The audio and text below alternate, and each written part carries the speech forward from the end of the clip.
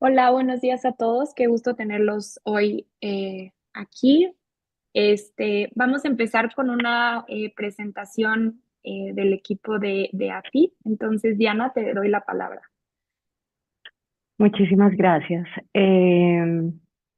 Muchas gracias a todos por su tiempo y por acompañarnos el día de hoy. Eh, les queremos presentar antes de que empiece el webinar el para qué estamos acá. Esta es la presentación de la demanda de una investigación que estamos haciendo en alianza con Sura Investments y la Universidad de AFIT sobre la demanda de inversionistas institucionales en América Latina por activos con altos estándares ESG. Andrea, por favor, la siguiente. En esta alianza estratégica, en donde se une pues posiblemente uno de los asset managers más relevantes de la región, con la Universidad de AFIT, que es una universidad con una comunidad de más de 50.000 estudiantes, de los cuales hay más de 10.000 estudiantes de pregrado y posgrado en Medellín, Colombia, y con una trayectoria desde 1960, nos unimos con el objetivo de identificar los determinantes de la demanda por instrumentos con ESG en Latinoamérica, que es información y datos que no hay con el suficiente profundidad. Por favor, a la siguiente diapositiva. ¿Quiénes lo estamos haciendo dentro de la Universidad de AFIT? ¿Quiénes estamos acompañando esta investigación?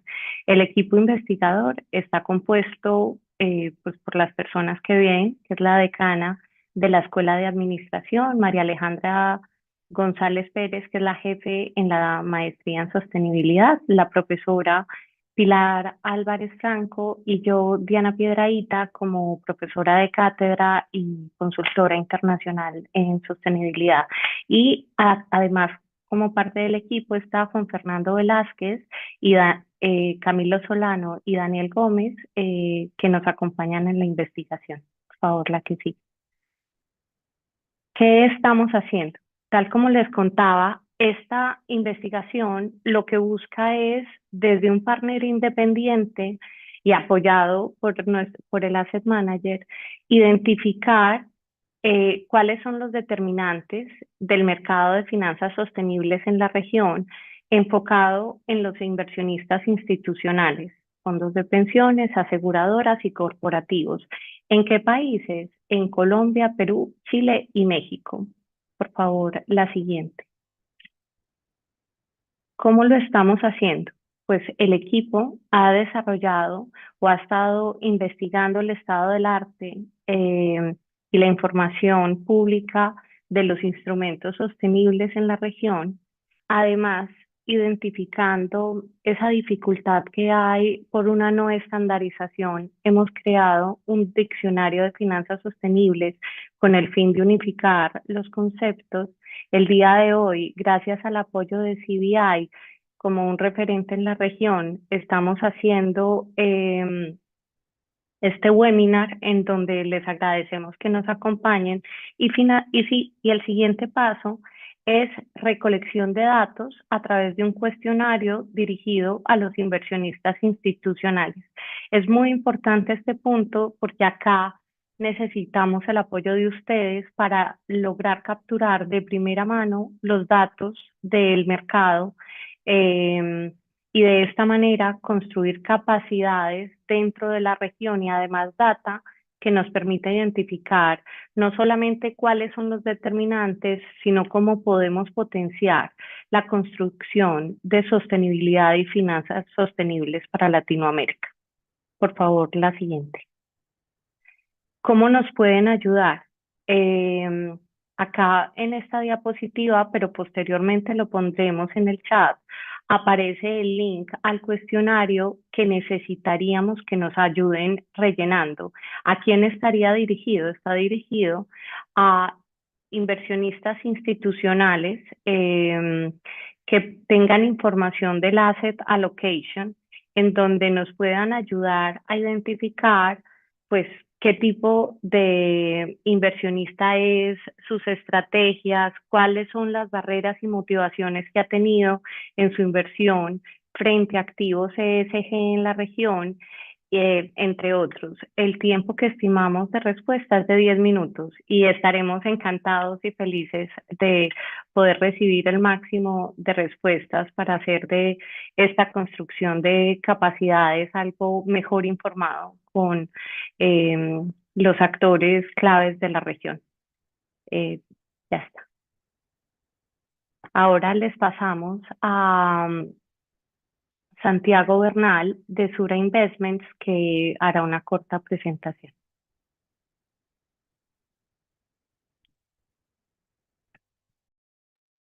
Listo, Diana, muchas gracias. ¿Me confirmas ahí rápido si sí se ve mi pantalla? Sí, Sí, Santiago. listo. Simplemente yo quería aprovechar estos 5 minuticos para contarles un poco lo que hacemos en Sura Investments y por qué decidimos embarcarnos como en esta alianza con la Universidad de AFID y cómo creemos que le va a traer un gran valor a la región en temas de inversión sostenible. Primero, contarles un poco lo que creemos, por qué hacemos lo que hacemos. Principalmente creemos que la inversión sostenible indudablemente no solamente a nosotros nos va a hacer mejores gestores de inversiones. Nosotros somos un asset manager regional. Evidentemente tenemos un foco en Latinoamérica. Administramos más de 20 billones pues, de dólares. Y justamente ayer pues estábamos hablando del reporte de riesgos globales del 2025 y una de las personas que nos lo presentaba pues nos hacía mucho hincapié en los riesgos que se nos vienen encima, no solamente para el sector real, sino a los inversionistas. Y me daba mucha curiosidad que en los próximos 2 años, 6 de los 10 riesgos más latentes tienen que ver con problemas ambientales y sociales. Y en los próximos 10 años, a nivel global, el tema se complica un poco más con 7 riesgos ambientales y sociales dentro del top 10. Entonces, evidentemente, esto nos va a afectar las carteras, esto va a afectar a las empresas y cada vez la hipótesis de que la sostenibilidad hace mejores a las empresas, pues se consolida más. Y cuando vemos al tema regional, Latinoamérica, pues digamos, no nos salvamos de estos riesgos.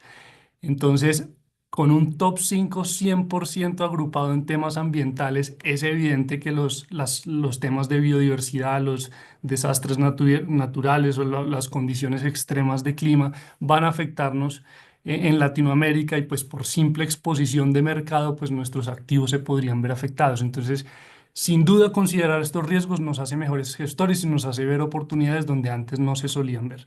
Oportunidades como cuáles. Nosotros vemos que el mercado ha cambiado drásticamente. Justamente hablaba esta mañana con unos colegas, la forma como invertían mis papás o mis abuelos es muy distinta a la que uso yo para invertir. Esta grafiquita muy rápida representa la fuerza de trabajo de hoy en día, donde el 35% son millennials y el 33% son generación X. Es un dato ahí que quiero que se lleven para la siguiente gráfica y ustedes sabrán qué es lo que más les interesa o dónde están dispuestos a poner el dinero los millennials y la generación X. En las top priorities de ellos, pues está el cambio climático, los desastres naturales y la protección del medio ambiente. Entonces, puede que hoy en día el gran valor financiero esté en lo que hicieron nuestros padres y nuestros abuelos en digamos, en el sistema de inversión tradicional, pero en 5 o 6 años pues claramente la fuerza laboral va a cambiar, la plata va a estar, digamos, distribuida de otra forma y el mercado cambió. Entonces, integrar estos temas cambia el mercado de por sí. En Vietnam ahí recogiendo arroz y toda esa vaina. Y dormía como en una tabla. Por ahí hay eso, ya. El mercado cambió y eso evidentemente pues se refleja en el mercado. Ya llegamos a los 3.3 trillones de dólares en activos que tienen la etiqueta ESG. Digamos, a nivel global ya son 30.6 trillones de activos bajo administración que integran criterios de inversión sostenible. Y el dato curioso aquí es que el 75% proviene de inversionistas institucionales, que viendo los participantes, pues agradezco de parte de Sura Investments, que veo muchos de los clientes que nosotros tenemos en la región están aquí conectados. Y el mensaje es ese, como inversionistas institucionales, como fondo de pensiones, como aseguradoras, pues esta generación que viene va a empezar a exigir otros mandatos de inversión, otros posibles formas de integrar los criterios ESG en las inversiones que ellos hagan. Y no solo eso, la regulación en la región está creciendo mucho desde los últimos 5 años a la actualidad. No hay un solo país, digamos, exceptuando algunos de Centroamérica, que se salve de la regulación que va creciendo y que nos obliga a nosotros, inversionistas e inversionistas institucionales, a cada vez integrarnos más en temas ESG y potenciar, digamos, el desarrollo sostenible de las inversiones.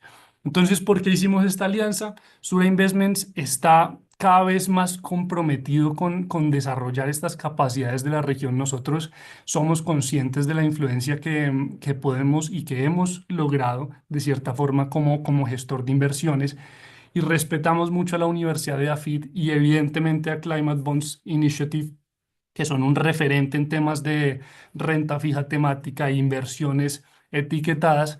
Decidimos aliarnos todos precisamente para construir capacidades en la región, para que todos nosotros podamos entender cómo se mitigan estos riesgos y cómo se aprovechan las oportunidades específicas para Latinoamérica, pero sobre todo proyectar la visión ASG de los inversionistas institucionales que están acá. Entonces yo quiero hacer un segundo llamado a, a la resolución de la encuesta, a que no les va a tomar más de 8 minutos, y sí nos va a ayudar no solo a nosotros, sino a todos en la región, contar con la visión de los institucionales alrededor de la inversión sostenible. No se demoran más de 10 minutos y posiblemente, digamos, el valor agregado a futuro va a ser muy alto. Ya con eso, pues le doy la palabra al equipo de Climate Bonds. Si me hacen el favor de poner el link de la encuesta en el chat para que sea más fácil para los asistentes acá contestarla, y ya pues les doy el relevo directo. Muchas gracias. Muchas gracias. El link ya está en el chat para que los participantes puedan acceder con mayor facilidad. Veo que alguien tiene la mano levantada, entonces antes de continuar, no sé si quisieran hacer una intervención. Sí, buenos días, ¿cómo están todos? Gusto saludarlos.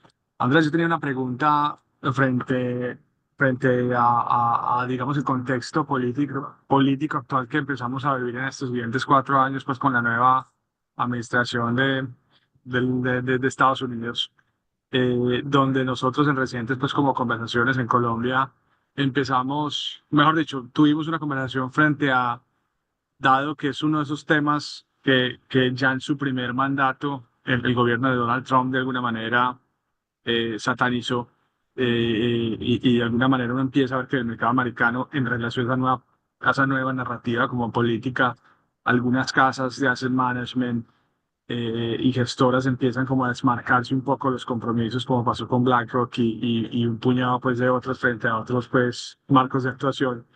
Yo no sé qué estamos pensando nosotros, pues como desde Sura Asset Management, para hacerle frente a este nuevo como contexto. Es decir, frente a este nuevo capítulo, nos seguimos parando desde la convicción y de alguna manera desde la narrativa, nos empoderamos de argumentos para contrarrestar la nueva narrativa que de alguna manera empieza a parecer que es más política que factual, o es una preocupación frente a la cual de pronto queramos bajar un poco de volumen, pero seguir trabajando arduamente, pues toda vez que todos los que creo estamos acá sabemos pues, que esto no es un tema discrecional, sino que es un tema del que nos tenemos que encargar. Sí, sí, si te parece, yo tomo la palabra ahí rápido. Esto es evidentemente una tendencia que ya no podemos ignorar. Temas como el cambio climático, o sea, digamos que los políticos que son negacionistas, o los asset managers que han sido negacionistas, como que ya no hay tanta justificación para hacerlo. Entonces es una tendencia que está muy marcada. Nosotros también hablábamos con algunos asset managers de la región que justamente se salieron de algunos programas y nos decían que que muchas veces pues hay otro tipo de intereses cuando se salen de este tipo de marcos, pero la tendencia persiste. Entonces no podemos ignorar que es el único, es el único reto que como humanidad no hemos podido solucionar, los temas ambientales. Entonces, esto nos da, o sea, son riesgos inevitables. O sea, si tú pones dicen no sé, hay unos estudios que son bien superfluos y no van al caso, pero si en 10 años no se soluciona el tema del cambio climático, Venecia y Miami se podrían inundar y si tú tienes inversiones ahí, pues no vas a hacer como, o sea, no te vas a hacer el de la vista gorda para no solucionarlos y por lo menos no gestionar los riesgos y las oportunidades. Entonces, independientemente de que hagan negacionistas, independientemente de que haya la teoría de que perro que ladra no muerde y que drill baby drill y el tema de que vamos a sacar petróleo, pero pues puede afectar, pues los riesgos van a seguir creciendo si eso pasa y nosotros como asset managers pues tenemos que velar por los recursos que administramos y si consideramos que estos riesgos son materiales, pues hay que seguirle metiendo la ficha independientemente de los temas Sí, geopolíticos que, no, como yo tú creo que eso tienes es claro. razón. O sea, yo creo que todos estamos claros que es un riesgo que necesita gestionarse si uno se separa desde lo científico y se separa como de las pruebas y todo lo que nos ha venido diciendo IPCC hace mucho rato, pero eso está muy claro. Quizás mi pregunta es, frente a este nuevo contexto, digamos como de pronto los que aquí somos abanderados y ya convencidos del tema, ¿cuál es la postura frente a estos siguientes 4 años? Es decir, ¿cómo nos vamos a parar nosotros frente al contexto político? ¿Vamos a diverger lo que pueda ser como posiblemente como el nuevo sentimiento de muchas personas del mercado frente al sentimiento que empiece a generar la administración de Trump? Y hay planes asociados a garantizar que esa voz de alguna manera se eleve desde las convicciones científicas o hay una postura de pararnos de manera más moderada frente a la narrativa mientras sigue trabajando pues en la gestión de riesgos y pues toda la agenda en relación a esto. Es así tal cual tú lo mencionas. Nosotros estamos convencidos de que los riesgos hay que gestionarlos y si nuevos datos llegan a la mesa, pues cambiaremos la estrategia, cambiaremos la forma de verlo, pero los datos nos dicen hoy en día que hay riesgos y que hay que gestionarlos. Ya el tema geopolítico, pues evidentemente va a terminar por complementar esa información. Creo que por En- temas de tiempo, bueno, dale, Diani, si quieres, dale tú sí, ahí. si me permiten hacer una moción de orden, si les parece bien, comenzamos la presentación de CBI y al finalizar dejamos un espacio para preguntas y respuestas y de esa manera em, organizar los tiempos de todas las personas que nos están acompañando en el webinar.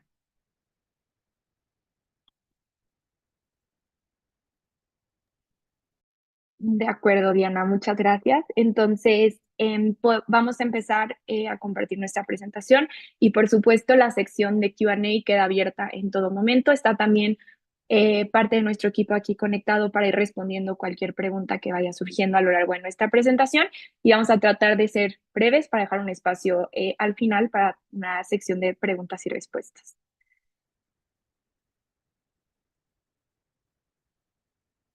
Perfecto. Entonces, queríamos empezar por darle las gracias a Sura y a Yafit por hacernos parte de este importante proyecto.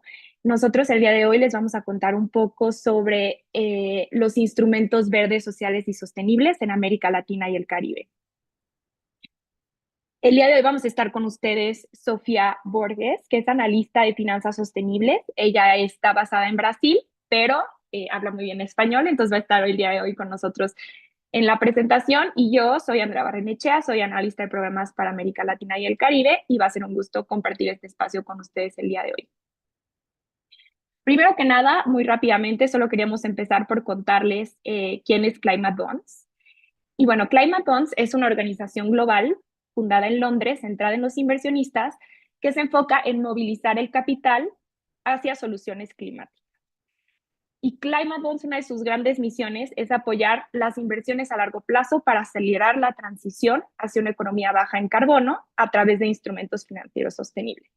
Entonces, hoy les vamos a hablar, por un lado, de la parte de finanzas sostenibles, pero también de las herramientas y los instrumentos que existen el día de hoy para apoyar la transición hacia una economía baja en carbonos. Muy rápidamente les compartimos la agenda de hoy. Primero les vamos a hablar un poco del mercado de finanzas sostenibles, cómo surgen las finanzas sostenibles y cuáles son los instrumentos que existen dentro de ellas para la transición. Posteriormente les vamos a hablar del papel de los inversionistas en el mercado de las finanzas sostenibles y vamos a terminar con presentarles el estado del mercado de las finanzas sostenibles para que conozcan cómo se ha ido movilizando el mercado en este sentido. Y ahora sí, para empezar a entrar en materia, vamos a hablarles del mercado de las finanzas sostenibles. Entonces, aquí siempre nos gusta, para empezar y romper el hielo en todas nuestras sesiones, preguntarles qué se les viene a la mente cuando piensan en finanzas sostenibles. Si alguno me pudiera poner en el chat alguna palabra, alguna idea de lo que se les viene a la mente cuando piensan en las finanzas sostenibles, aquí sería muy interesante escuchar sus puntos de vista.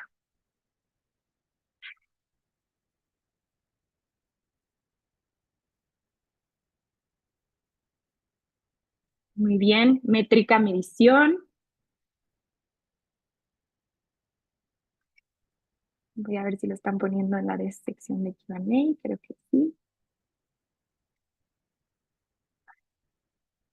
Perdón, es que no lo puedo ver como estoy compartiendo la pantalla. Pero bueno. Impacto, André, impacto social, Ah. ambiental, habilitadoras para la transición. Esas son algunas que están en la sección de Q&A. Inversión en recursos verdes, instrumentos con factores ASG, certificación, greenwashing. Perfecto. Perfecto. Todas estas, muchas gracias, Sofía. Todas estas nos van planteando cómo estamos viendo las finanzas sostenibles. Entonces, ahora sí, para entrar en materia, ¿qué son las finanzas sostenibles? Bueno, las finanzas sostenibles son la financiación de inversiones que proporcionan beneficios ambientales en el contexto más amplio del desarrollo ambiental sostenible, así como la financiación de otros factores sociales como la educación, el desarrollo, la salud y también programas como la Agenda 2030 y los ODS. Entonces, ¿por qué surgen las finanzas sostenibles?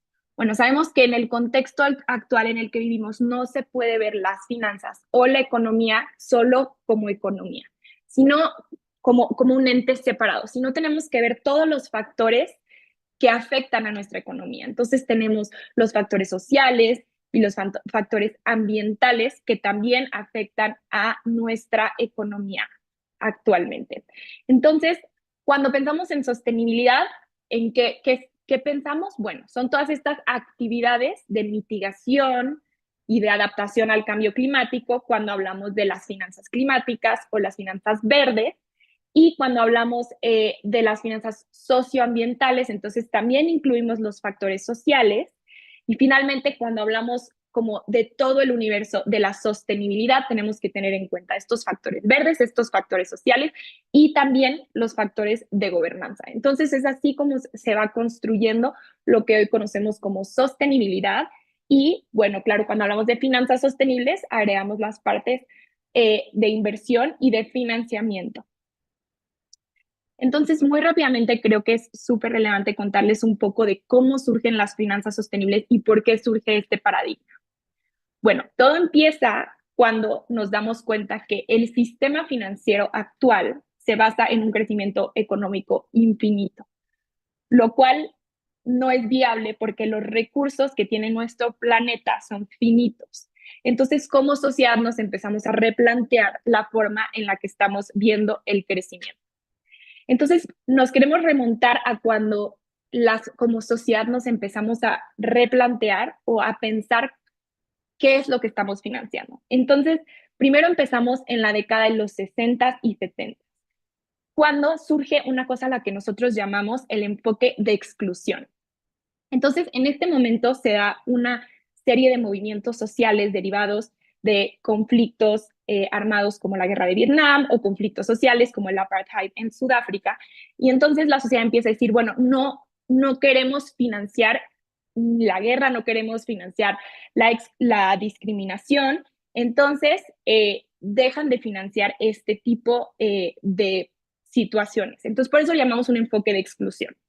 Pero cuando llegamos a la década de los 80, esto cambia. Ya no estamos pensando en excluir qué es lo que no queremos financiar, sino nos empezamos a replantear qué es lo que sí queremos financiar.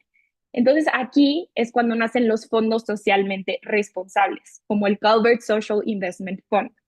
Entonces, aquí empieza a evolucionar y se empieza a pensar en las finanzas sostenibles y en las finanzas con causa, digamos. En la década de los 80s, 90 surge la dimensión ambiental entre estas cosas que sí queremos financiar. ¿Por qué surge? Porque se dan diversos crisis medioambientales como Chernobyl, como Bhopal, que sucede en India, o también como los derrames petroleros de Exxon. Entonces la gente primero ve estos desastres y empieza a decir, bueno, también tenemos que financiar las dimensiones ambientales.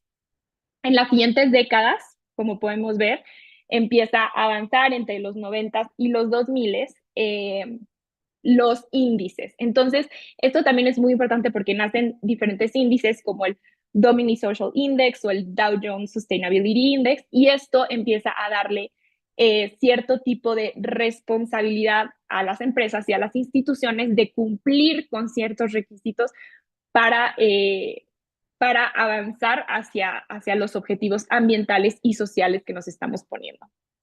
Para los 2010 cambia mucho la cosa e incluso los estándares suben porque nacen diferentes metas y a nivel global, una de las metas más importantes, en el 2015 nace la Agenda 2030 y sus 17 Objetivos de Desarrollo Sostenible. Entonces, así va evolucionando las necesidades que tenemos como sociedad para tener un desarrollo sostenido, y también se vuelve un tema como de responsabilidad de empresas y como sociedad para avanzar en estos temas.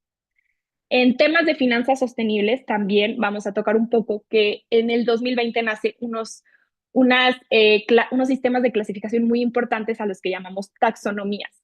Esto ayuda en los temas de finanzas sostenibles a evitar, bueno, a generar transparencia y evitar el greenwashing. Entonces, en América Latina, desde 2022, con Colombia, que fue el primer país en las Américas en desarrollar una taxonomía, generó un boom, y hoy tenemos a muchos países que ya lanzaron su taxonomía, como México, como Costa Rica, como Panamá, y muchos otros que se encuentran en el proceso de desarrollo de sus taxonomías, como por ejemplo Brasil y Chile.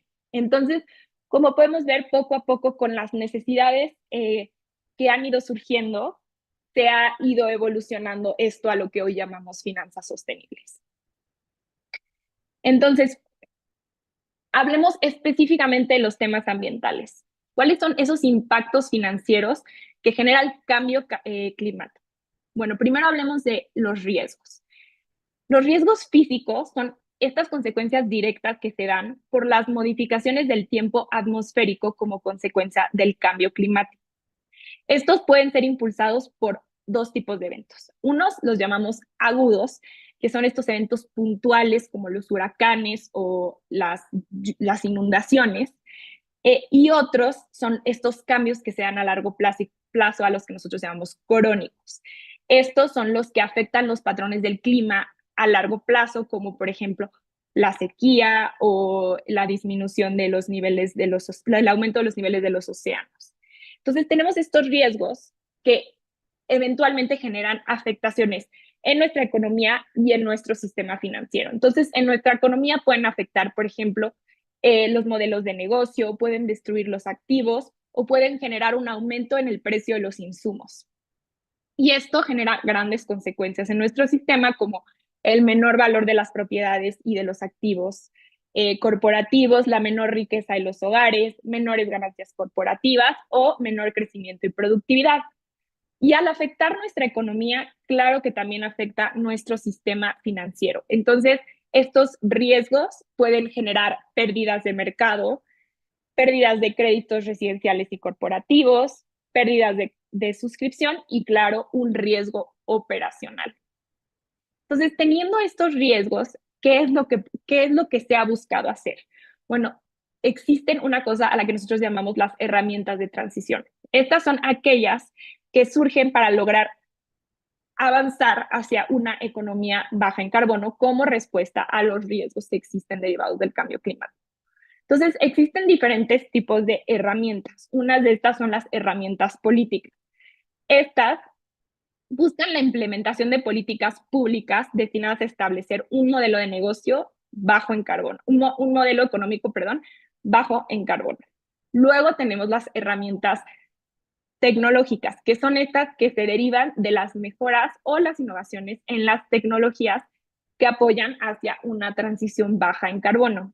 Y también tenemos las herramientas financieras, que son en las que nos vamos a enfocar mucho más el día de hoy. Y son estos productos financieros que tienen como objetivo financiar proyectos que generen un impacto positivo en el medio ambiente y en la sociedad. Entonces, ya que sabemos cómo surgen las finanzas sostenibles, cuáles son los riesgos que tenemos y cuáles son las herramientas que tenemos, les traemos uno de los principales instrumentos que existen para avanzar hacia la transición, y este es el mercado de los instrumentos de deuda temáticos, o BSS como los llamamos nosotros, verdes, sociales y sostenibles. ¿Por qué les hablamos principalmente de este tipo de instrumentos? Bueno, porque en la actualidad es el instrumento más líquido que existe para financiar la transición. Como podemos ver, el mercado de bonos para el año 2022, el mercado tradicional, digamos, de bonos, para el 2022 tenía alrededor de 133 billones de dólares. Entonces, sabemos que hay un gran universo de inversión que puede llevar a financiar proyectos verdes y proyectos sociales. Entonces, para explicarles un poco qué significa cada uno de estos instrumentos o de estas etiquetas en el mercado. Primero empecemos con los bonos verdes. Bueno, los bonos verdes son instrumentos de deuda donde los recursos recaudados deben utilizarse para financiar o refinanciar proyectos que tengan beneficios ambientales o climáticos. Entre ellos podemos hablar de actividades en construcción, residuos, en energía renovable o en transporte. Entonces, este tipo de bono tiene además otras subcategorías muy conocidas también, como los bonos azules o los bonos de transición, que también cada uno sus recursos se utilizan, en el caso de los bonos azules, para financiar proyectos que tengan que ver con los mares o los lagos o los ríos, y la transición son estos bonos que ayudan para a largo plazo transicionar hacia una economía baja en carbono. Posteriormente tenemos los bonos que conocemos como los bonos sociales. La etiqueta social es un instrumento de deuda donde los recursos se usan para financiar proyectos que tengan beneficios sociales. Entonces, beneficios sociales en salud, beneficios en trabajo justo, en igualdad de género o en vivienda asequible. Dentro de esta etiqueta también tenemos una subcategoría muy conocida y que es sumamente importante en América Latina y el Caribe, que son los bonos de género. Aquí es donde los recursos se usan para financiar proyectos que beneficien o ayuden a disminuir las brechas de género. Esto es muy interesante y podrán verlo en la parte cuando les hablemos del estado del mercado, cómo por región y por país se invierte en diferentes tipos de etiquetas más o menos derivado de sus necesidades. Ahora, los bonos sostenibles son esta mezcla, esta combinación entre los bonos verdes y los bonos sociales. Es decir, son instrumentos que toman en cuenta o que financian proyectos que tienen beneficios verdes y beneficios sociales. Vamos a ver más adelante cómo para América Latina este es el instrumento más usado, ya que, bueno, como sabemos, en la región nos encontramos a grandes retos, tanto en materia de materia verde como en materia social. Y finalmente les queríamos dar una pasadita sobre otro tipo de instrumento de deuda que es diferente a los que les mencioné anteriormente, pero que también es muy interesante y cada vez se utiliza más, que son los instrumentos de deuda vinculados a la sostenibilidad. Estos son instrumentos de deuda con fines generales cuyas características financieras y o estructurales varían así el emisor alcanza sus objetivos de sostenibilidad predefinidos, o sea, sus KPIs, sujetos a su estrategia de sostenibilidad. Entonces, este también es un instrumento muy interesante que poco a poco se ha venido utilizando más y más en la región. Y finalmente, para contarles un poco de la contribución que tienen este tipo de instrumentos al logro de los objetivos de desarrollo sostenible, pues como podemos ver, tenemos actores en este proceso de emisión. Por un lado tenemos a los emisores, que pueden ser empresas, bancos o el gobierno, y por otro lado tenemos a los inversionistas, que al invertir en este tipo de bonos financian proyectos sociales y de mitigación y adaptación al cambio climático que inherentemente están relacionados y ayudan a avanzar hacia la consecución de los objetivos de desarrollo sostenible. Aquí nada más es una corta recapitulación, no me quiero enfocar mucho en eso, pero muchas veces hay confusiones de lo que no es las finanzas sostenibles. Entonces, ya que hemos hablado en toda esta sección de lo que sí es, dejemos claro lo que no es las finanzas sostenibles. Entonces, las finanzas sostenibles no son una calificación de buenas o malas empresas o buenos o malos inversiones, tampoco es un juicio sobre el desempeño financiero de una inversión, ni una lista obligatoria de proyectos sobre los que se debe invertir, sino es una forma de conectar proyectos, inversiones y capital hacia una transición a economía cero o a proyectos sociales que puedan beneficiar a la sociedad en su totalidad. Y finalmente, para terminar la primera sección, les queríamos presentar las ventajas que existen en las finanzas sostenibles. Entonces, por un lado tenemos la estabilidad financiera. Entonces, pueden ayudar a mitigar los riesgos ambientales, sociales y de transición. También generan cambios positivos en el mercado, ya que por medio de los instrumentos de deuda etiquetada, el mercado puede transitar con mayor rapidez hacia una economía baja en carbono y también hacia el desarrollo sostenible. Y finalmente, las finanzas sostenibles también generan transparencia, ya que gracias a la creación de estándares internacionales y taxonomías, contribuyen a la transparencia y ayudan a evitar el lavado verde o el lavado social. Y ahora sí, para entrar de lleno a cuál es el papel que tienen los inversionistas en este universo, le paso la palabra a mi colega Sofía. Gracias, André. Muchas gracias. Quería empezar, bueno, creo que recapitulando que ya nos quedó claro que el riesgo climático no es solo un riesgo local, no es solo un riesgo climático aislado, sino que es un riesgo que representa una instabilidad, una incertidumbre de mercados, ¿no? Entonces, creo que esas crisis que han amenazado los ecosistemas, hemos visto ejemplos en Colombia recientemente, en México, en República Dominicana, en Brasil, bueno, en Estados Unidos, hace 2 semanas, ¿no? Que han de hecho enfrentado esos efectos.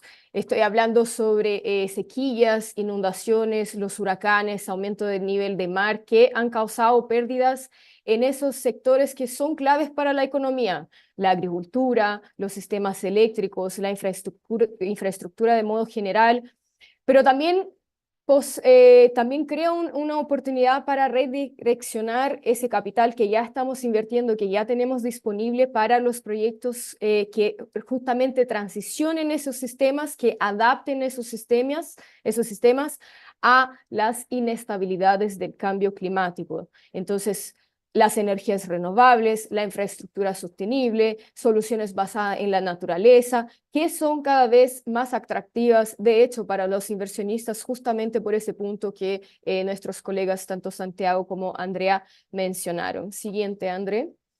Ya también se demostró que el World Economic Forum ya resaltó que los factores ASG no están operando separados, sino que son un riesgo sistémico, se interconectan de manera sistémica y determinan la configuración de los riesgos actuales y globales.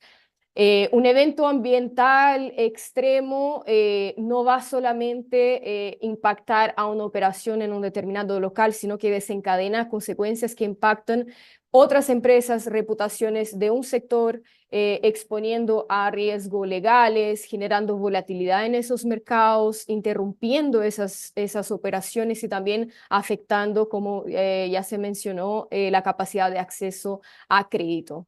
Siguiente, André. Y en ese caso, el sector privado es el que tiene un papel clave en la transición hacia esa economía baja en carbono, ya que tiene el poder económico, el capital y que impulsa la innovación para generar ese compromiso con diversos actores. Aquí no estamos hablando solo a los actores directos del mercado financiero, a los actores directos de una empresa corporativa, sino que de toda la sociedad. Y la adopción de esas prácticas sostenibles sí mejoran la competitividad, atraen talento, como ya también se mencionó, fortalece la reputación de una empresa, generando valor a largo plazo. Y esas innovaciones por las tecnologías sostenibles mejora esa competitividad y es justamente facilitada a través de los productos financieros sostenibles que van a financiar específicamente esos proyectos, reforzando la mitigación de los riesgos. Y justamente en la parte de riesgo, como también ya habíamos mencionado, se permiten que esas empresas, esos inversionistas, anticipen y mitiguen a esos impactos del cambio climático, sea a través de la mitigación o de la adaptación. Y principalmente enfocándose en demandas sociales, demandas de clientes, demandas de la sociedad, mientras que se mejoran esas eficiencias operacionales, reduciendo costos y los desperdicios. Hay una frase muy buena que todo desperdicio, todo desperdicio es un malo dibujo de design, de cálculo de un producto o de un servicio. Así que creo que es sobre ese tipo de inversión en la parte de preservación de ese valor, ¿no? Y por fin, también como aspecto de preservación de valor, el cumplimiento regulatorio también es clave para evitar sanciones que cada vez están exponiendo a más riesgos legales esas operaciones, pero que también la iniciativa privada, esas empresas en específico se pueden posicionar como líderes en sostenibilidad, trayendo a nuevos inversionistas y a consumidores comprometidos. Siguiente. En ese contexto, creo que también es importante mencionar la cuestión del deber fiduciario de los inversionistas que adquiere una nueva dimensión. En el pasado, tradicionalmente, los inversionistas tenían como objetivo maximizar los retornos a corto plazo, pero sin embargo, esa conciencia que ha crecido en los últimos años, disculpa, sobre los riesgos climáticos, sociales, ambientales y también la presión de los stakeholders, se redefine este deber.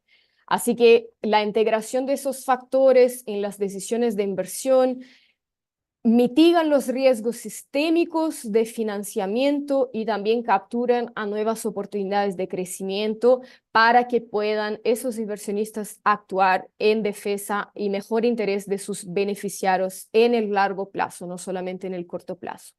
Siguiente. Y justamente las externalidades ambientales por mucho tiempo han sido consideradas un costo oculto, pero ya sabemos que están dejando de serlos. Las externalidades ambientales y sociales son simplemente el tercer PIB más grande del mundo, lo que refleja que ese costo ambiental generado por las actividades humanas son casi que el tercer mayor país del mundo. Así que movilizar capital hacia esos proyectos que aborden, que enfocan en las soluciones para el cambio climático, simplemente están internalizando esos costos que ya se conocen y aprovechando las oportunidades de crecimiento y preservación de valor en el largo plazo. Esas externalidades y los esfuerzos para abordarlas en las operaciones y en las inversiones tienen un impacto directo en los estados financieros de las empresas, por ejemplo. Puede interrumpir operaciones, como había mencionado, dañar infraestructuras, generar pérdidas enormes financieras, afectando directamente al pasivo de una empresa. Pero también reducir el valor de esos activos en el corto plazo, en el largo plazo. Y la demanda, por ejemplo, los ingresos de esas empresas, que cada vez más está sujeta a una demanda de esa generación que pide, que invierte en productos sostenibles, ofrecen nuevas oportunidades a esas empresas, al mercado privado, para que se puedan adaptar y participar y seguir teniendo un rol importante en el desarrollo de la sociedad. pero también una creciente, como habíamos mencionado, regulación en temas ambientales, sociales, de divulgaciones, de transparencia, de gobernanza, para que se cumplan cada vez más. Entonces, eso cada vez más son un riesgo y resultan en sanciones financieras, daño reputacional, licencia para operar de esas empresas, ¿no? Siguiente. Y un ejemplo claro de cómo esa crisis climática ha afectado tanto a las empresas como al sistema financiero es el caso de, trajimos un ejemplo de una productora de cerveza que está enfrentando una sequía prolongada, a la falta de agua, por ejemplo, que es fundamental para su proceso de producción. Se seca la cuenca donde abastece su planta, ¿no? Puede ir pasando, Andrés, creo que hasta la última nomás. Gracias. Y eso entonces no solo afecta directamente su modelo de negocio, sino que genera riesgos operacionales, aumentando el precio de los insumos, pero también obliga a esa empresa a reubicar potencialmente a su planta de producción, lo que también se suben aún más los costos. Y a nivel del sistema financiero, esa empresa que presenta las pérdidas, vamos a suponer que sea una empresa en el mercado de acciones de capital abierto. Entonces, se presentan pérdidas en el mercado de acciones, en los índices, pero también a los bonos a que ha emitido, a la situación crediticia de la empresa, que también afecta la rentabilidad para los inversionistas, que son los dueños, por ejemplo, en ese caso, de los créditos corporativos. Son quienes invierten directamente en los créditos corporativos. Entonces, queda claro que la crisis climática puede impactar directamente a una operación, pero tiene efectos de estabilidad económica general. Entonces, se aumentan los riesgos de pérdidas en las carteras de inversiones, en los portafolios de inversiones. Siguiente. Siguiendo el caso de esa empresa productora de cerveza. No pasó, André. Ahí sí. Siguiendo el caso entonces de la producción, de ese ejemplo de la empresa productora de cerveza, el proceso de asignación de capital en este escenario juega un papel crucial para adaptar y promover la resiliencia de las operaciones frente a los diferentes riesgos climáticos. Esos fondos pueden provenir de diversas fuentes, como los bancos de desarrollo, los fondos de pensiones, bancas comerciales, pero lo más importante es el enfoque en la estructuración financiera, que tiene como punto principal alinearse a los principios sostenibles, a las normativas verdes, como Andrea ha mencionado, las taxonomías, cuya tendencia es tendencia regulatoria, regulaciones específicas del sector financiero, de los sectores económicos. Entonces, eso por un lado, pero también el análisis de riesgo frente a esos aspectos que no operan de manera aislada, también ayuda a proteger a esas inversiones, como ya también habíamos mencionado. Entonces, justamente pasando al proceso de contratación de la estructuración de ese tipo de instrumento, donde se va a definir los objetivos a que se quiere cumplir, las condiciones de financiamiento o de no financiamiento, criterios de elegibilidad, criterios de no hacer daño a diferentes aspectos de la economía o de la sociedad.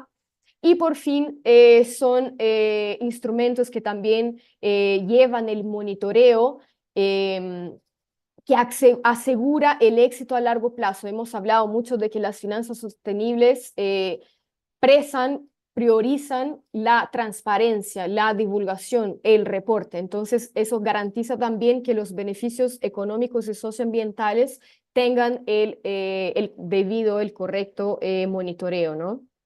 Siguiente.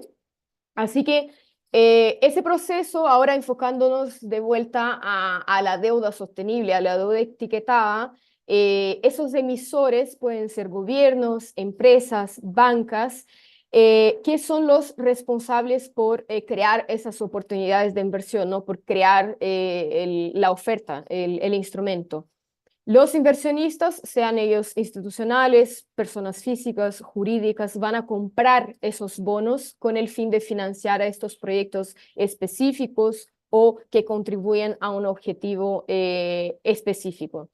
Algunos otros actores claves, como por ejemplo bancas estructuradoras, abogados, revisores externos, agencias de calificación, también tienen un papel de garantizar que los estándares ambientales sociales sean cumplidos. Y por fin, las entidades de apoyo también, como las normas internacionales, organizaciones sin fines de lucro, también contribuyen a la agenda verde, impulsionando esa transparencia, esa responsabilidad con las credenciales, ¿no? Y por fin, los inversionistas, creo que hemos hablado sobre el tema del deber fiduciario que se ha recaracterizado, se ha readaptado a esas nuevas realidades para asegurar que ese capital se dirija de manera eficaz, eficiente a los proyectos que conserven el valor de los activos en el largo plazo frente a los riesgos del cambio climático. Siguiente. De nuevo, creo que beneficios, nuevamente hemos pasado por algunos de diversificación de la base de inversionistas. Hoy en día tenemos toda una generación llegando para aportar capital en esos instrumentos, sean ellos de deuda etiquetados, sean ellos de fondos de acciones responsables. Entonces, atrae esa demanda cuyos inversionistas tienen como estrategia este financiamiento que genera no solamente el beneficio financiero, sino que llevan ese componente que se alineen a requisitos medioambientales, sociales y de gobernanza, ¿no? Siguiente. Creo que ahora pasamos, para finalizar, antes de pasar a la parte de los datos, creo que es importante reforzar, traer de nuevo el tema de que el inversionista sí juega un papel clave también en la fijación de esos precios de los instrumentos etiquetados, ya que, por ejemplo, el aumento de la demanda cada vez más que demandan por esos instrumentos, los inversionistas se elevan los precios, lo que le permite a esos emisores que yo había mencionado paguen tasas de interés más bajas, así que se reducen los costos de financiamiento para esas operaciones. Pero por otro lado también el aumento de oferta, entonces cuanto más se generan ofertas e instrumentos por esos emisores, se genera una mayor competencia entre los inversionistas, lo que también puede reducir los precios de los bonos existentes, que muchas veces y gran parte de ellos son bonos más largo plazos, dado el perfil de la inversión con impactos a más largo plazo, ¿no? Entonces también aumentando los rendimientos. Y esos inversionistas interesados cada vez más en los productos sostenibles están dispuestos a flexibilizar sus rendimientos y plazos si estos instrumentos cumplen con los valores, con los objetivos, con las normas, regulaciones ambientales, sociales y de gobernanza, lo que también puede generar una presión sobre la alza de esos precios y de esas rentabilidades. Y por fin, la percepción de menor riesgos de esos instrumentos, ya que tienen el enfoque en la gestión, en la calidad de la gestión, hacen que esos inversionistas también estén dispuestos a pagar por esa credencial que le afirma la calidad frente a los riesgos y a oportunidades del cambio climático. Entonces, impulsionando ahí proyectos, ¿no? Operaciones con mayor impacto positivo. Ahora sí, pasamos rápidamente, estoy mirando el tiempo, a la parte de datos. Hasta el tercer trimestre de 2023, así que 2 años atrás ya, el mercado de deuda temática alcanzó un total de $5.4 billones, con más de 50.000 instrumentos de deuda alineados con la metodología de Climate Bonds Initiative, que fue una de las primeras instituciones a publicar, a divulgar esos criterios sectoriales, ¿no? Ese es un crecimiento fuerte y también de mucho interés en los últimos años, ya que son estrictamente relacionados con los riesgos climáticos, con el cambio climático, climático que hemos visto en los últimos años. Siguiente. En 2023 también los bonos verdes fue la etiqueta que más recibió inversiones, que más se utilizó en el mercado, con 587 millones de dólares. Y claramente el mercado europeo dominó estas emisiones, ¿no? Alcanzando un 53, casi más de la mitad de las emisiones del año, siguiendo por Asia, principalmente China, con un 44% de este volumen. Sobre las monedas, creo que rápidamente el euro es la moneda más emitida, representando 44% también de las emisiones. Y el perfil de esos emisores privados, tanto corporativos financieros como no financieros, han representado un 57% del volumen total a nivel global este año. Siguiente. En Latinoamérica y Caribe, ahora aterrizando un poco más en la realidad, como había mencionado Andrea también, en 2023 fueron emitidos 28.1 millones de bonos sostenibles, lo que representó el 26% del total global. La región, las emisiones en la región han crecido un 30% desde 2022. Y tenemos a México como el principal líder en las emisiones sostenibles, que ha sido la etiqueta más financiada, más utilizada en el mercado de Latinoamérica y Caribe de forma general, justamente por su perfil y por el perfil de los proyectos en la región de financiar beneficios y objetivos ambientales, pero que no dejen de lado los impactos positivos a los criterios sociales, ¿no? Siguiente.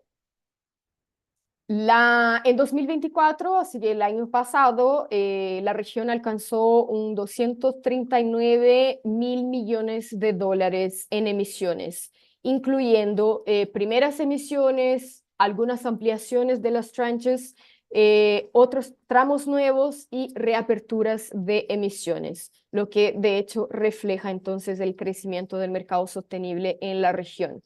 Disculpa si estoy pasando muy rápido, pero todos los reportes e informes están disponibles. Estoy mirando el tiempo, así que vamos, André.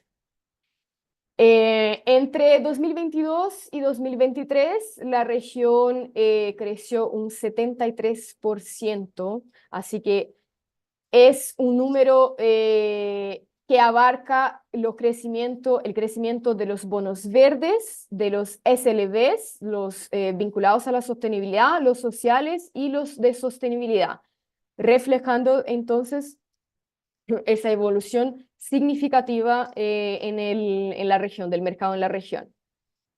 Ahora, rápidos casos, pasando rápidamente por el estudio de caso de FIRA, el conjunto de fideicomisos públicos en México que facilita crédito al sector agrícola. En 2023 emitieron un bono verde de resiliencia por casi 165 millones de dólares. El bono combinó algunas características verdes y sociales, entonces fue clasificado con un bono sostenible. Esos proyectos que fueron financiados se enfocaron principalmente en la agricultura de conservación y la gestión eficiente del agua. FIRA es un gran ejemplo de algunas emisiones a lo largo del año, con bonos que van desde 100 millones, 200 millones de dólares, con vencimientos de 4 hasta más años para vencimientos, ¿no? Entonces se enfocan principalmente en prácticas agrícolas sostenibles, energías renovables, equidad social y resiliencia climática.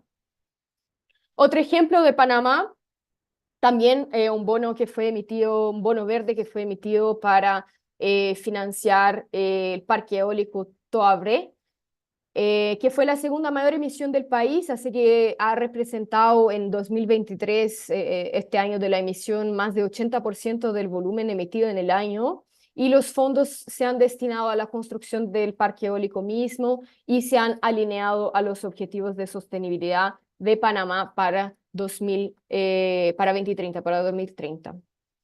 Siguiente, un caso de Bogotá, un emisor gubernamental, ¿no? Un emisor de la municipalidad, que en 2021 emitió los primeros bonos sociales municipales por una municipalidad en América Latina por 40.6 millones de dólares y tuvieron una sobredemanda de 2.4 veces.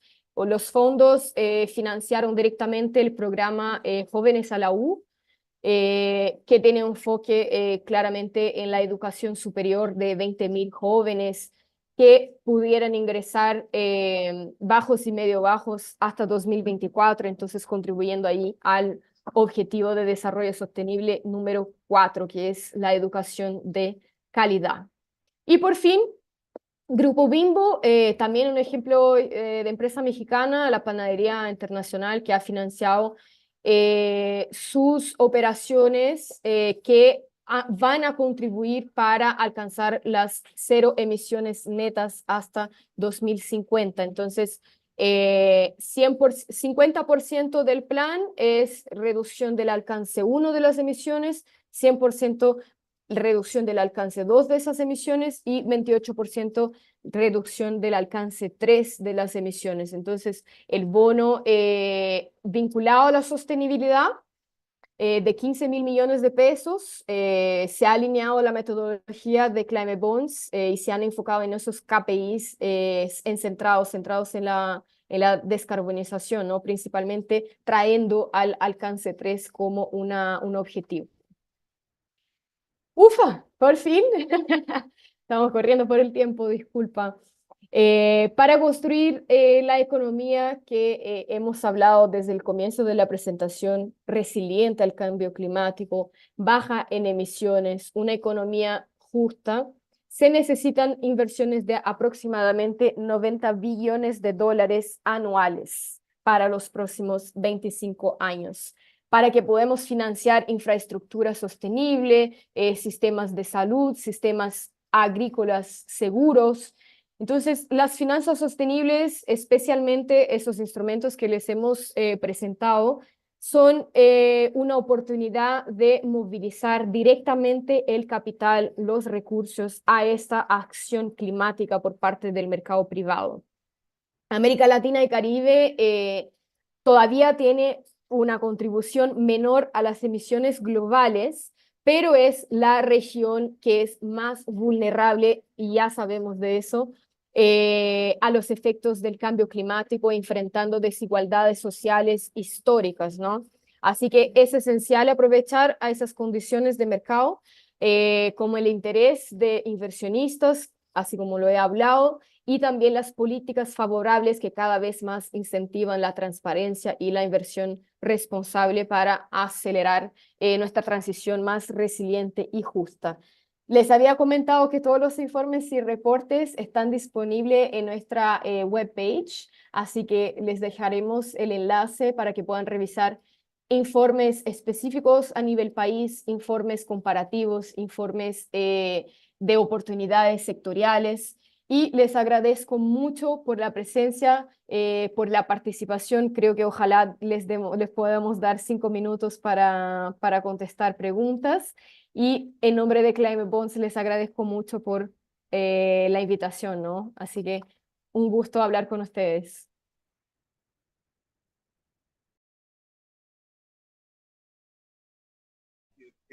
Muchas gracias. Muchas gracias a todos. Entonces, pues aquí dejo un poco el equipo AFIT y Sura, si quieren que abramos un espacio de preguntas o si tienen algunas conclusiones finales, les damos a ustedes también la palabra. Si les parece bien y alguno de las personas tiene alguna pregunta, estaríamos encantados de responderlas.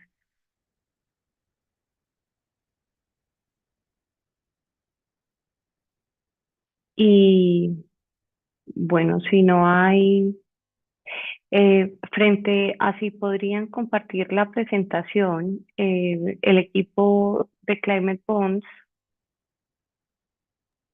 Muchas gracias, Diana. Claro que sí. Nosotros podemos compartir la presentación posteriormente. Sí, hay una mano levantada. Hola, sí, gracias por la presentación.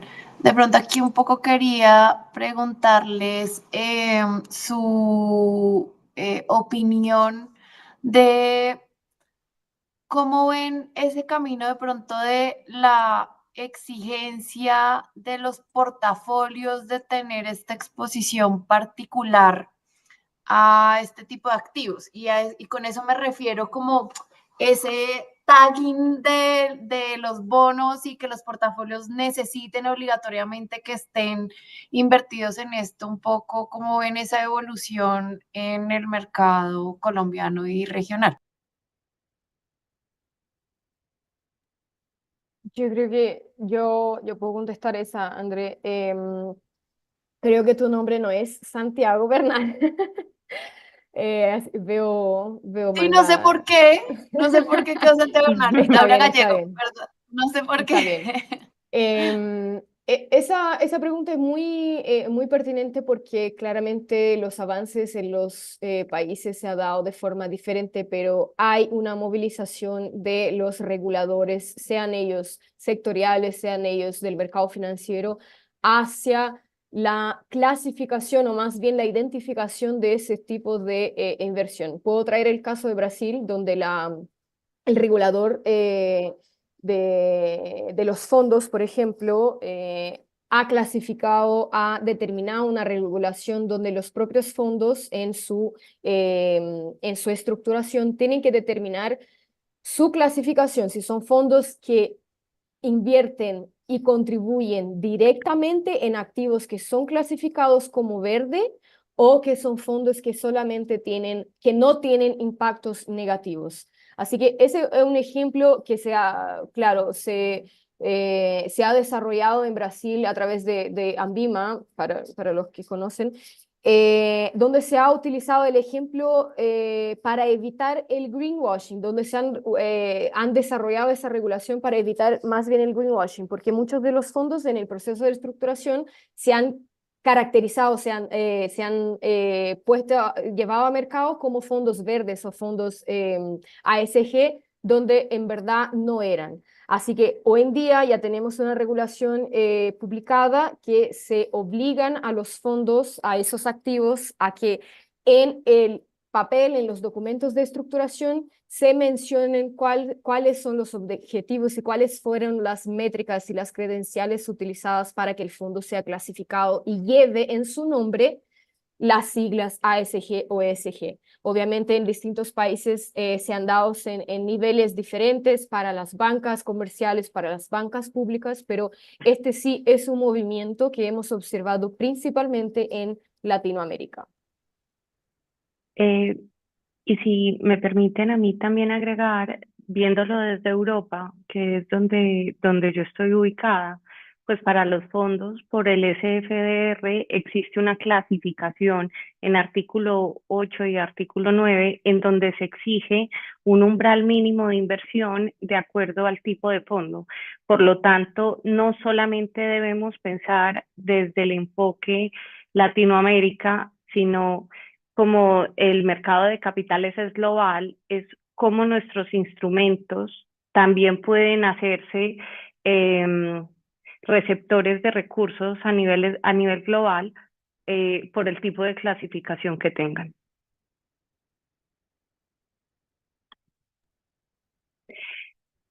Voy a leer, si les parece bien, algunas de las preguntas que tenemos en el chat. Los resultados del estudio, ¿cuándo los entregaríamos?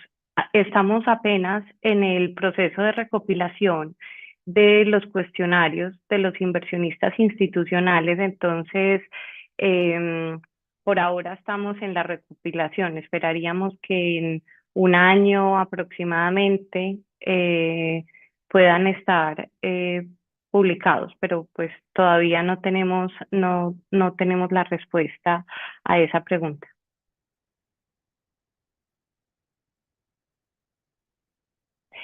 Eh, y si voy a leer otra pregunta. Nuevamente se repite la pregunta frente a la tendencia de Estados Unidos, frente al ESG.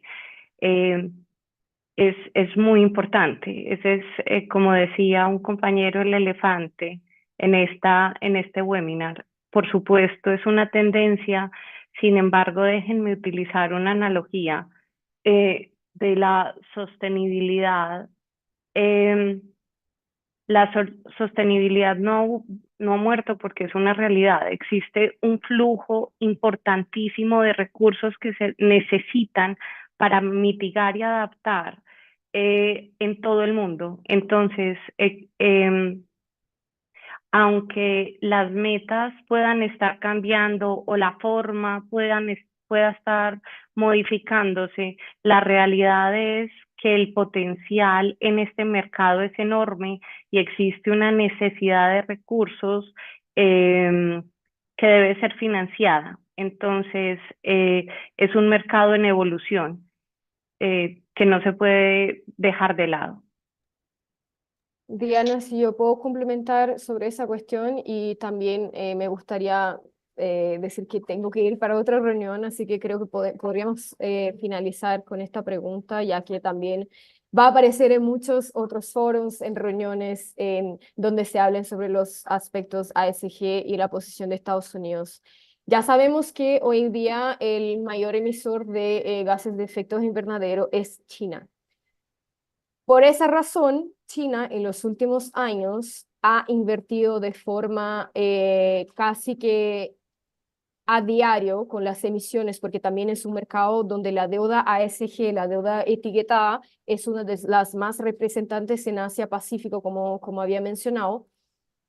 Han visto eso justamente como una oportunidad de ahora ampliar su mercado justamente financiando a las operaciones de empresas que tienen como objetivo la contribución a esos aspectos climáticos y sociales, ¿no? Entonces, creo que justamente podemos identificar donde un país como China está observando el movimiento de otro país como Estados Unidos y ha visto la oportunidad de hacerle crecer su mercado financiero, ¿no? A través de la financiación de más y más empresas, más y más operaciones, destinando cada vez más capital, inyectando por parte hasta del gobierno en el mercado financiero.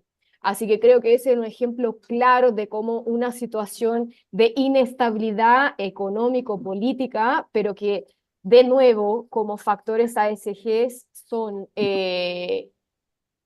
holísticos, inherentes a todos esos riesgos financieros, económicos y políticos, han visto y lo han aportado, lo han direccionado como una oportunidad de financiación en este escenario. Así que creo que China va a ser en los próximos años, sino que el mayor, pero uno de los mayores emisiones de deuda, de instrumentos que financian a la economía baja en carbono. Sofía, perdón. Hola, Andrés Felipe Sánchez, también del equipo de Climate Board, para complementar a Diana y Sofía muy rápidamente. Lo hemos visto mucho también y hay que verlo también como una oportunidad. Es una oportunidad porque si va a haber reticencia en el mercado de Estados Unidos para ese tipo de fondos, por ejemplo, es una oportunidad para mercados emergentes como el latinoamericano para establecer este tipo de fondos, porque como decía Diana, esto es una realidad, van a seguir emitiéndose este tipo de instrumentos. Existen requerimientos de fondos europeos muy importantes que van a tener la necesidad de seguir invirtiendo en este tipo de instrumentos. Entonces es un momento para el mercado latinoamericano para aprovechar ese momento y atraer esos flujos hacia un mercado emergente relativamente estable como el latinoamericano. Entonces quería dejar ese mensaje. Muchas gracias a todos.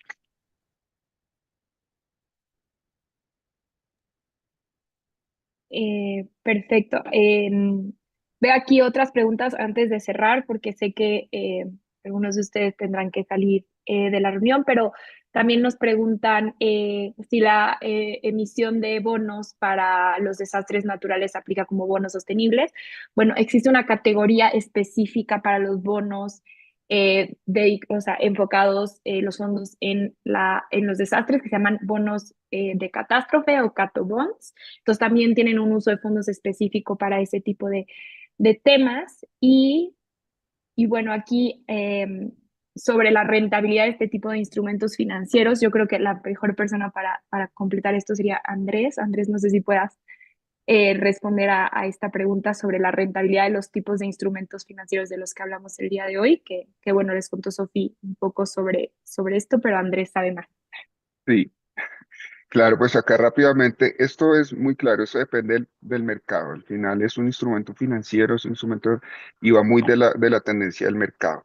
Generalmente, y sí se evidencia que por la falta de oferta que hay de este tipo de instrumentos y al haber una necesidad por parte de inversionistas en invertir en este tipo de instrumentos, se genera generalmente una sobredemanda o ese greenium que llamamos que es ese premium adicional.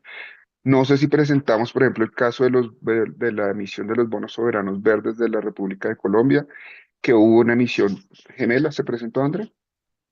No se Bueno, presentó, pero ¿no?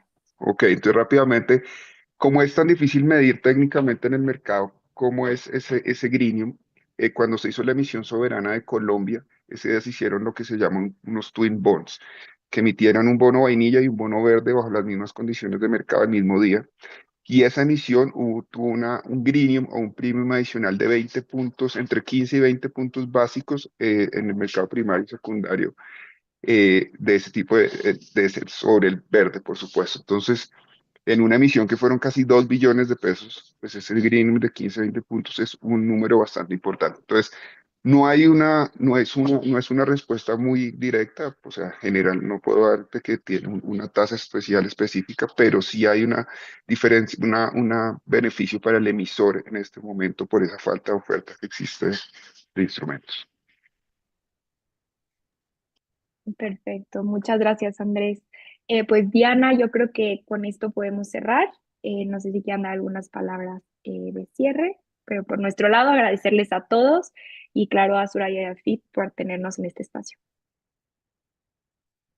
Sí, pues me uno a tus palabras de agradecimientos. Muchas gracias por acompañarnos el día de hoy y los invitamos a que hagan parte de nuestro equipo llenando el cuestionario y ayudándonos a comprender mejor no solamente el hoy, sino el futuro de las finanzas sostenibles de la región. Muchas gracias.